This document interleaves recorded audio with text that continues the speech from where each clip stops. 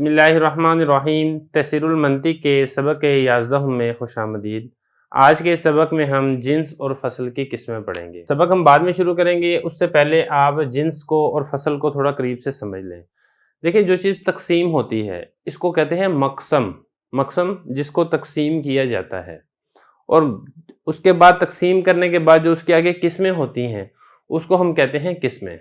مثال کے طور پہ اب یہ کلمہ ہے، یا دوسرے ہم لفظوں میں کہیں کہ یہ لفظ ہے، یہ مقسم ہے، اس کے آگے قسمیں ہوتی ہیں۔ اب اس کے آگے قسمیں کون سی ہیں؟ اس کے آگے قسم ہے اسم، فعل، حرف۔ تو یہ لفظ ہو جائے گا مقسم، اور یہ بن جائیں گی اس کی اقسام۔ اقسام جمع ہے اور واحد ہے قسم۔ پھر بعض اوقات ایسا ہوتا ہے کہ قسموں کی آگے مزید بھی قسمیں ہوتی ہیں۔ مثال کے طور پہ اسم ہے، اسم کے آگے مزید قسمیں ہیں، اسم جامد، اسم مشتق۔ فعل ہے، فعل کے آگے مزید قسمیں ہیں، فعل ماضی، مضارع، امر۔ حرف ہے، حرف کے آگے مزید قسمیں ہیں۔ تو ہر ایسی چیز جو آگے تقسیم ہوتی ہو اس کو مقسم کہا جاتا ہے، اور اس کی جو چیز تقسیم کی جا رہی ہے اس کو اس کی قسم کہا جاتا ہے۔ بالکل اسی طرح منطق میں صرف لفظ کا فرق ہے۔ منطق میں جو مقسم ہے اس کو کہا جاتا ہے جنس۔ جیسے اگر ہم منطق کی بات کریں گے تو ہم کہیں گے کہ لفظ یہ جنس ہے، کلمہ یہ جنس ہے، اور جنس کی جو آگے اقسام ہوتی ہیں، جنس کی جو آگے قسمیں ہوتی ہیں اس کو کہا جاتا ہے فصل۔ جیسے اسم، فعل، حرف، یہ فصل ہے۔ یہ فصل کس کی ہے؟ یہ کلمہ کی فصل ہے۔ تو کلمہ جنس ہے اور اسم، فعل، حرف فصل ہے۔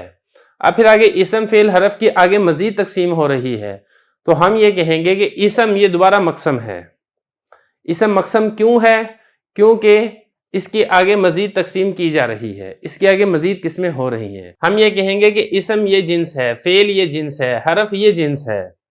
ہم یہ کیوں کہیں گے؟ اس لیے کہیں گے کہ اس کی آگے مزید اقسام ہیں، اور ان قسموں کو بھی فصل کہا جائے گا۔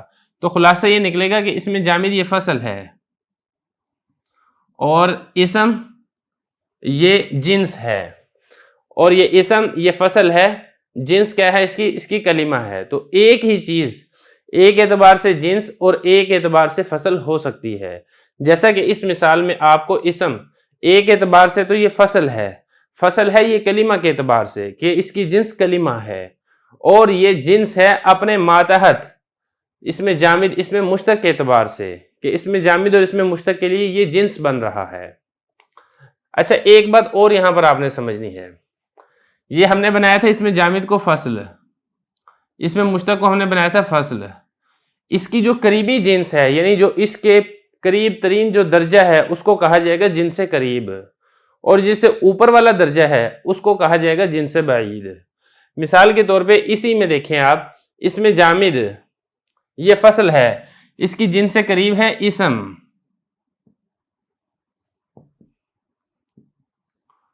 کیونکہ یہ اسم کے لیے بغیر کسی واسطہ کے یہ فصل بن رہی ہے، اور اس کے لیے کلمہ یہ جنس بعید ہے۔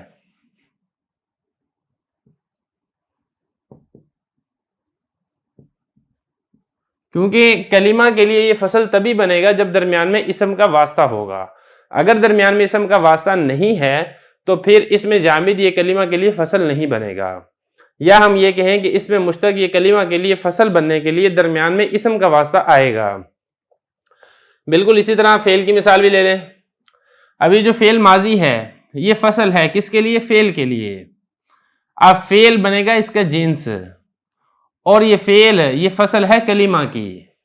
ہم یہ کہیں گے کہ فعل ماضی کے لیے جو جنس سے قریب ہے وہ فعل ہے، کیونکہ بغیر کسی واسطہ کے یہ اس کے لیے فصل بن رہی ہے، اور فعل ماضی کے لیے جو کلمہ ہے یہ جنس بعید ہے، کیونکہ درمیان میں فعل کا واسطہ آ گیا ہے۔ یہ ایک مثال میں نے آپ کو دے دی جنس سے قریب اور جنس سے بعید کو سمجھانے کے لیے۔ اب اسی کے برعکس اگر آپ کریں گے تو آپ کو فصل قریب اور فصل بعید کی بھی سمجھ آ جائے گی۔ مثال کے طور پہ یہ کلمہ جس کو ہم نے بنایا تھا جنس، اس کی فصل قریب ہے اسم، اس کی فصل قریب ہے فعل، اس کی فصل قریب ہے حرف، اور اس کی فصل بعید کیا ہے؟ وہ اس میں جامد ہے، اس میں مشتق ہے، فعل ماضی ہے، فعل مضارع ہے، امر ہے۔ کیونکہ فصل قریب اس فصل کو کہا جائے گا کہ جس میں اور جنس میں کسی کا واسطہ نہ ہو، اور اگر درمیان میں واسطہ آ گیا ہے تو پھر وہ فصل بعید ہو جائے گا۔ اب یہ ساری فصل تو ہیں لیکن درمیان میں اس کا واسطہ آ گیا، اسم کا، فعل کا، حرف کا۔ یہ ایک مثال سے میں نے آپ کو بات سمجھائی ہے۔ اس کے بعد ہم 2 مزید مثالیں لے کر آتے ہیں جس سے ہم جنس سے قریب اور جنس سے بعید کو سمجھیں گے۔ اس کے بعد پھر ہم انشاءاللہ کتاب کی عبارت کو حل کریں گے۔